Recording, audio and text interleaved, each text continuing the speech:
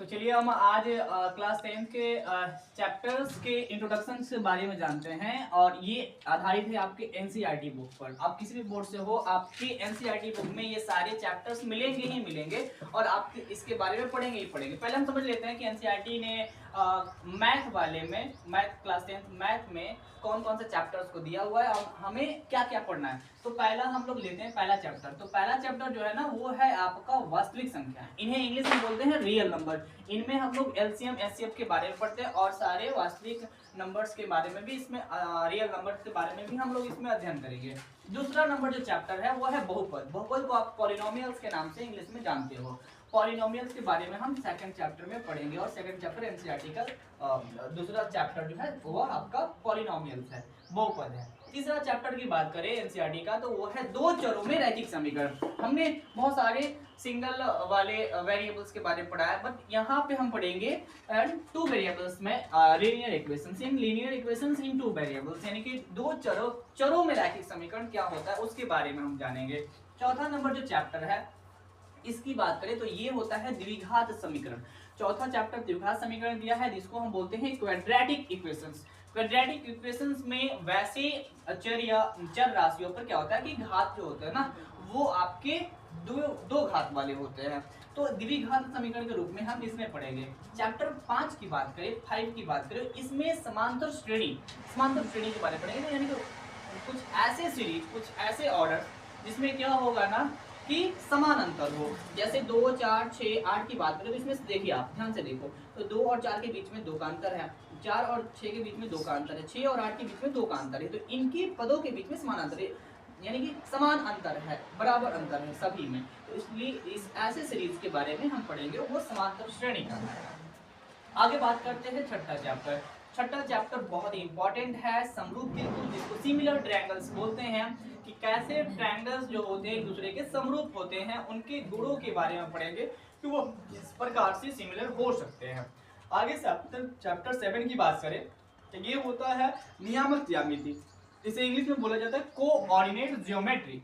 Coordinate geometry हम किसी two points को उनके डिस्टेंस के बारे में, उनकी दूरी के बारे में इस वाले चैप्टर में अध्ययन करते हैं। आगे बात करते हैं 8 चैप्टर्स और 8 अध्याय 8 त्रिकोणमिति का परिचय। त्रिकोणमिति का परिचय इसे इंग्लिश में बोला जाता है इंट्रोडक्शन ऑफ ट्रिगोनोमेट्री। ट्रिगोनोमेट्री एक मैथ का एक शाखा है जो आपको पहले परिचय होगा, मतलब फर्स्ट टाइम आपको मिलेगा क्लास 10 में। और त्रिकोणमिति का जो यूज है, इसका जो त्रिकोणमिति के बारे में बात करते हैं, त्रिकोणमिति का यूज जो है वह इनके किसी ऊंचाई को, किसी बड़े वाले बिल्डिंग्स या बहुत बड़े पहाड़, इनकी ऊंचाई को ज्ञात करने के लिए इनका उपयोग किया जाता है। तो त्रिकोणमिति के बारे में हम लोग जानेंगे और इसमें हम लोग समकोण त्रिभुज के बारे में जानते हैं। आगे बढ़ते हैं चैप्टर 9। तो चैप्टर 9 भी त्रिकोणमिति से ही रिलेटेड है, लेकिन इनके अनुप्रयोग के बारे में दिया है कि एप्लीकेशन ऑफ ट्रिगोनोमेट्री, हम लोग कहाँ पर ट्रिगोनोमेट्री को अप्लाई करते हैं, किन किन जगहों पर इसका यूज है और हम अपने डेली लाइफ में इसका कहाँ कहाँ प्रयोग कर सकते हैं या करते हैं। आगे 10 चैप्टर की बात करें तो ये वृत्त की स्पर्श रेखा से रिलेटेड है। वृत्त की स्पर्श रेखा मींस कि अगर कोई वृत्त है और यहाँ से कोई पॉइंट है तो इस पे कितनी स्पर्श रेखाएं हम लोग खींच सकते हैं, इसके बारे में इसमें अध्ययन करना है। इसके बाद हम बात करें 11, तो चैप्टर 11 में है ज्यामिति रचना। ज्यामिति रचनाएं को हम बोलते हैं ज्योमेट्रिकल कंस्ट्रक्शंस। आपने बहुत सारे पिछले क्लासों में पढ़ा होगा कंस्ट्रक्शंस में कि 90 डिग्री का एंगल्स कैसे हम लोग बनाएंगे, 90 डिग्री का एंगल्स कैसे बनाएंगे, उसके बाद 60 डिग्री का एंगल कैसे बनाएंगे, ट्रायंगल कैसे बनता है।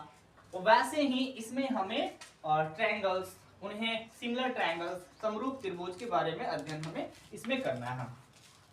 आगे है चैप्टर 12 की बात करें तो चैप्टर 12 जो है ना आपका, चैप्टर 12 जो है वो वृत्तों से संबंधित क्षेत्रफल वाला है। एरिया रिलेटेड टू सर्कल, यानी कि ऐसा एरिया जो किससे रिलेटेड हो, सर्कल से। तो सर्कल से रिलेटेड जो भी एरियाज होंगे उनके बारे में हम जो स्टडी करेंगे, अध्ययन करेंगे, वो चैप्टर नंबर 12 में करेंगे। आगे है चैप्टर नंबर 13। चैप्टर नंबर 13 की बात करें तो इसमें भी आपका एरिया की ही बात है, बट इसके साथ साथ हम इसके वॉल्यूम के बारे में भी पढ़ेंगे।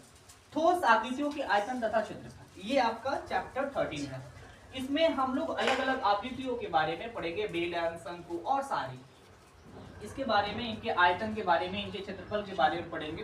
और इस चैप्टर का इंग्लिश में नाम है volume and surface area of solid. आगे बढ़ते हैं नंबर 14। नंबर 14 में सांख्यिकी।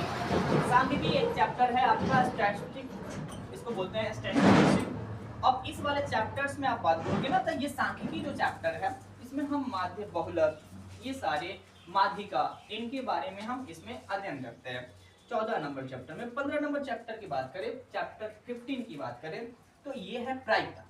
प्रायिकता के बारे में आप लोगों ने पहले पढ़ा होगा। एक सिक्के को उछाला जाता है तो हेड आने की प्रायिकता क्या होगी, टेल आने की प्रायिकता क्या होगी।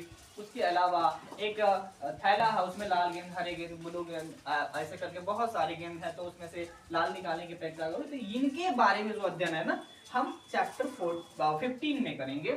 और इसी के साथ में ये जो एनसीईआरटी का आपका इंट्रोडक्शन चैप्टर है वो समाप्त होता है।